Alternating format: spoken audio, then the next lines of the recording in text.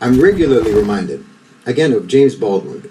There's a speech that you can hear from him when he was at the Press Club in Washington, D.C., and he was talking about how in America and in the West, he was talking specifically about America, but it sort of applies throughout the West, that you think simplicity, simple-mindedness, is a virtue, and you are distrustful of complexity. You're distrustful of nuance. You're distrustful of anything that is hard to understand or that can't be understood in 5 seconds. You know, you always want to get to the bottom line.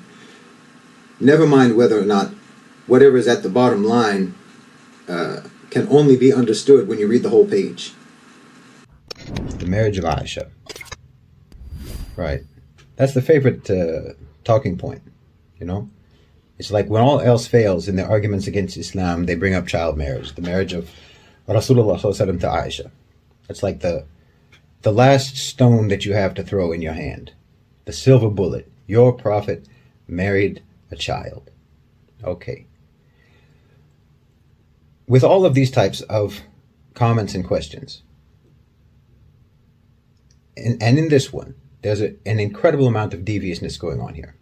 When people ask this, I know what they're up to. And it also reveals the extent to which the Western culture has alienated people from basic understanding about being humans.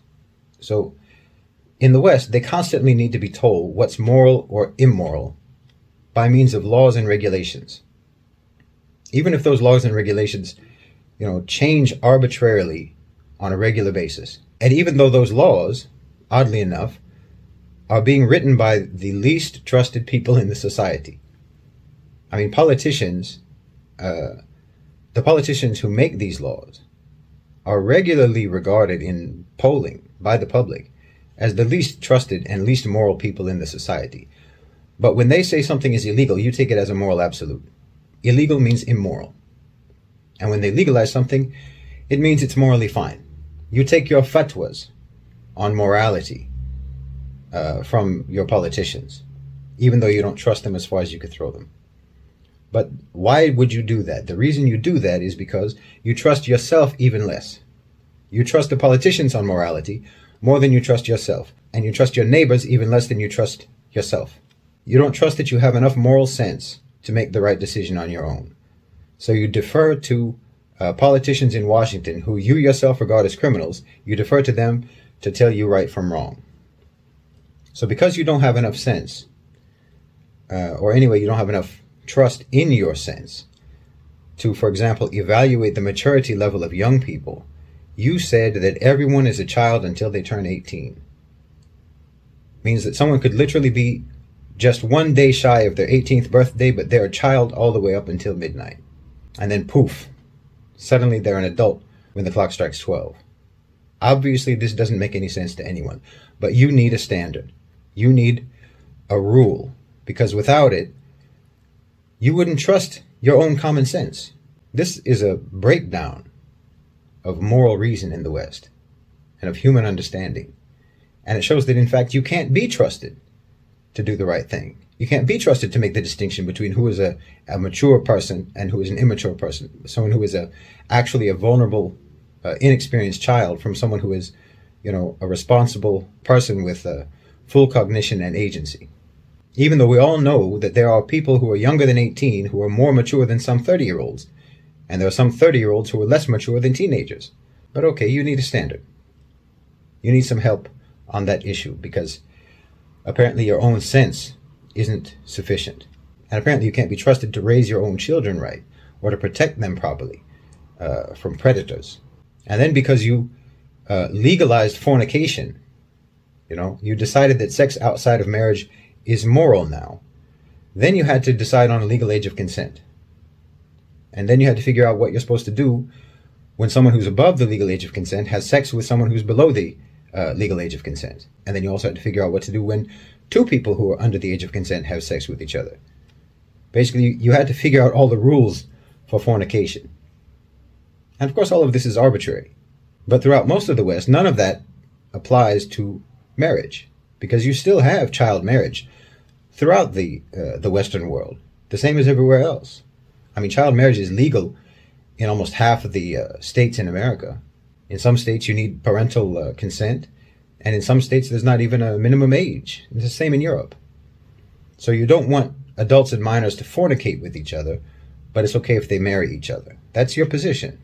I mean, there's been about 500,000 marriages between adults and minors in the United States in just the last couple of decades. So basically, the age of consent, the legal age of adulthood, is only really relevant in terms of the legalities surrounding fornication, because you don't actually have an issue with child marriage. It's legal throughout, we can say, most of the West, or at least half or three-quarters of the West has no problem with child marriage. But we all know that you're much more interested in fornication than you're interested in marriage. So when you talk about the marriage of Rasulullah ﷺ to Aisha, you're looking at it from the sexual angle. Even though this was a marriage, and you have legal marriage in your societies between adults and minors, what you're looking for from us, this is what you're up to. What you're looking for from us is a defense, a moral defense for sex between adults and minors. That's what you're trying to do. You're trying to trick us into normalizing pedophilia for you. Because when you bring up Aisha, you know that Muslims will jump to explain that she was menstruating. You know, she was physically, biologically mature enough for intercourse. And we'll explain how this kind of a marriage was perfectly normal in traditional societies and has been historically all the way up until really the 20th century. And we'll provide you with all of the arguments that you need to make it okay for you to have sex with children. That's what you really want. That's why you talk about it. You're outsourcing the task of justifying pedophilia to the Muslims so that you can use those arguments to rationalize fornicating with children. That's all it can be. Because like I said, you have legal child marriages in the West. So you're just interested in the sex part. Because again, you have decided collectively that what used to only be allowed between married people should also be allowed between unmarried people. You decided that sex inside of marriage and outside of marriage are equally valid. So now you want to apply that to sex between adults and minors, because it's obviously okay inside of a marriage by your own laws, most of Europe and most of the West. So it should also be okay outside of marriage. That's what you're up to. But no, sorry. We're not going to normalize pedophilia for you. In Islam, we do not allow marriage between a mature person and an immature person. And maturity isn't exclusively physical or biological. Aisha was not comparable to anyone her age, not in her time period and not now. She was a remarkable human being. She was a remarkable person. She's what today you would call a prodigy. She was an exception in every conceivable way. Strong, mature, gifted, with extraordinary character and wisdom. Like Maryam, the mother of Isa, alayhi salam. Mary, the mother of Jesus. She was an anomaly. Obviously, she was physically mature. She was menstruating when she married Rasulullah sallallahu alaihi wasallam, but she was also psychologically, emotionally, and intellectually mature. She's one of the greatest scholars and jurists in Islamic history. This was not an average human being. And beyond that, she was not marrying an average human being. And her parents weren't average. There is nothing in this scenario that applies to, some guy in the Netherlands who wants to have sex with a child. There's a complex architecture in Islam around marriage, and all of it has to be in place for it to be valid, in order for it to be approved. You can't just look at the age of Aisha and conclude from that, oh, it's okay, it's fine to marry a minor. Much less it's okay to have sex with a minor outside of marriage. No. Contracting marriage in Islam is an elaborate procedure. It's like a math problem. You can't skip any steps and get the same outcome. Again, this is your problem in the West. You want to take some things and then leave other things. You oversimplify. And in doing so, you skip over all of the requirements that make something valid, but you still want the thing to be valid. It doesn't work that way. And because you are so far removed from normal human understanding, you think that if something is allowed under very specific, very unique conditions, it means it's just allowed, period. No. No Muslim father is going to approve for his daughter to marry someone when she's not physically or emotionally or psychologically ready for that. Do you think we don't love our children? You can't come to a Muslim man and ask to marry his primary school age daughter by telling him that the Prophet married Aisha at that age. He'll beat you within an inch of your life. No, sorry. You can't use us to rationalize your kinks and fetishes and sexual deviance. We know that maturity levels vary among young people. It varies from culture to culture, from upbringing to upbringing, from family to family, and from individual to individual. And we don't force upon our understanding a fixed age that arbitrarily demarcates adulthood, because we have a whole moral, ethical, and legal architecture around marriage to ensure that everyone's rights are safeguarded.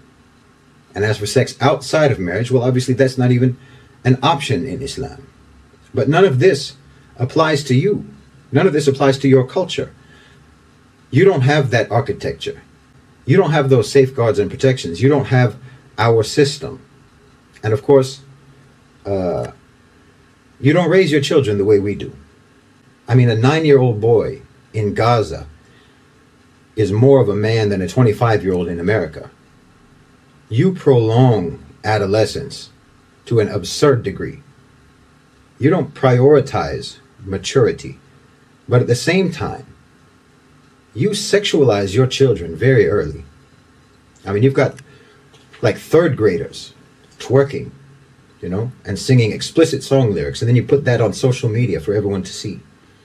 You're teaching kindergartners about sex, masturbation, about homosexuality and transgenderism.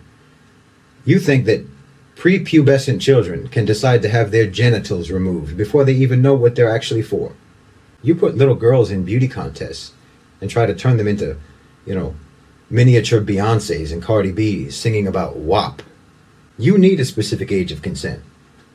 And it should be high. It should probably be somewhere in the 20s. In the Muslim world, psychological and emotional maturity is developed as close as possible to physical maturity. So when someone is biologically capable of procreation, they should be mentally and psychologically capable of the responsibilities that go along with that. And if they're not capable, then marriage is out of the question.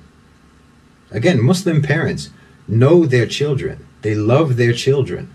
They want what's best for their children. And I would say that we know and love our children and care for our children better than Westerners, who very often don't even know what their kids are getting up to. I mean, 12%, I saw a study, 12% of 12-year-olds in the U.S. are already sexually active at 12. And that's from a study 10 years ago. So you can expect that the percentage is even higher now. 6.5% of them had actually already engaged in anal sex by the age of 12. The majority of sex offenders in the West victimize children. And they say about 90% of sexual assaults on children are never even reported. So imagine what the real numbers are. No, you have a pedophilia problem in the West. And no matter how much you wish you could, you can't shift that over to us. We're not going to help you justify your sickness. Islam does not approve of this. The Sharia does not approve of this. The Prophet's marriage to Aisha did not give you or anyone else a rationale for preying on vulnerable children, because that's not what that marriage was. That marriage demonstrates the specialness of Aisha, the maturity of Aisha. And it showed us that anomalies can exist when someone is remarkably mature for their age. So we acknowledge the possibility. We acknowledge that that's a thing that can happen. And we have a system for gauging that. And we have the sense on how to gauge that. And this has nothing to do with people who are attracted to minors. Rasulullah sallallahu alaihi wasallam wasn't attracted to minors. He had multiple wives, and all of them were older, previously married women. Aisha was the exception because she was exceptional. And from that example, from their marriage, we understood that exceptions can exist. Very young people can be exceptionally mature, and they are treated then accordingly. But people who are specifically attracted to minors are usually attracted to minors precisely because they are immature, they are vulnerable, and they can be manipulated and abused and exploited. And that's what those types of people want to do. And you know, in this region, in Southeast Asia, everyone knows about Western sex tourists who come over here specifically to target children. You're notorious for that, especially in Thailand or the Philippines, places like this, Vietnam. Germans, British, Americans, I mean, everyone holds their kids close when they see you all over here, the same way that you hold your kids close when you see a priest. Sexual predation against children has a long history in Europe, all the way back to the Roman Empire. You have a pedophilia problem, and you always have. And that's exactly why you needed to set an age of consent in the first place, to try to control that problem. But you never cured the problem itself in your society. So now you're actually trying to find ways to get out of those controls that you set. So you want the Muslims to give you a way by explaining the marriage of Aisha according to your framework, according to your context, but it does not apply. In Islam, there is no sex outside of marriage, there is no marriage without consent, and there is no consent without maturity. And if that is ever violated, then it is invalid in the religion, it is invalid in the law. And that would only ever be done by people who are either ignorant or irreligious. So you want to cite an example from our history so that you can justify removing the safeguards and conditions that prevent preying on children.